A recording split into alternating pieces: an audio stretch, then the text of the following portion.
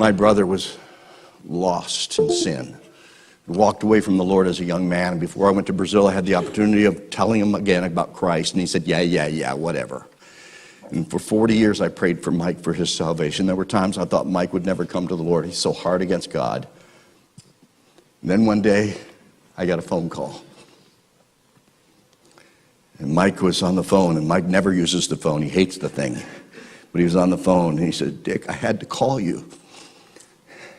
Because my doctor said I'm going to die of cancer. I've got stage 4 cancer of my kidneys.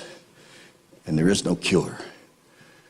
And he continued to weep on the phone. And then he told me the rest of the story. He said, I was so distraught by this.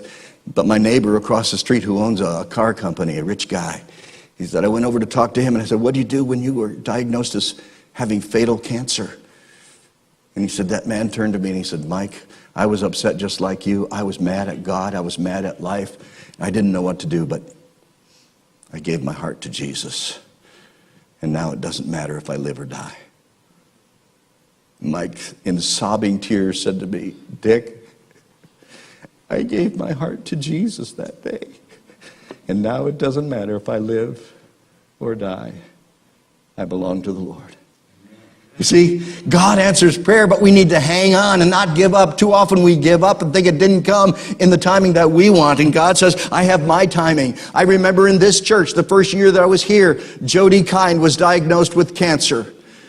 And it was very serious, and they came to the altar, and we prayed over them. We anointed them with oil, but before I prayed with her, the Lord prompted me to ask her, what do you specifically want God to do? And I remember that so vividly. What do you want God to do? Be very narrow in your target. Ask God what you want. And she says, well, I want him to heal me so that I can see my grandchildren be born and grow up. 18 years passed with her battling against cancer in and out and up and down and fighting with this and fighting with that. And 2 weeks before she passed away, I sat with Dean over at breakfast and I said, I want to pray for you and I want to pray for Jodi. And I prayed, oh Lord, if you're not going to heal Jodi after these 18 years, then we ask that you would just take her home. Take her home, Lord, and that'll be our answer.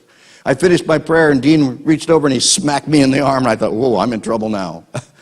And Dean looked at me with tears and he said, thank you for praying that, Pastor. Nobody has been willing to help us. Say, God, if your answer is death, then let it come. And 2 weeks later, Jodi passed into the presence of the Lord. My friends, that's a healing. That's the ultimate healing for all of us.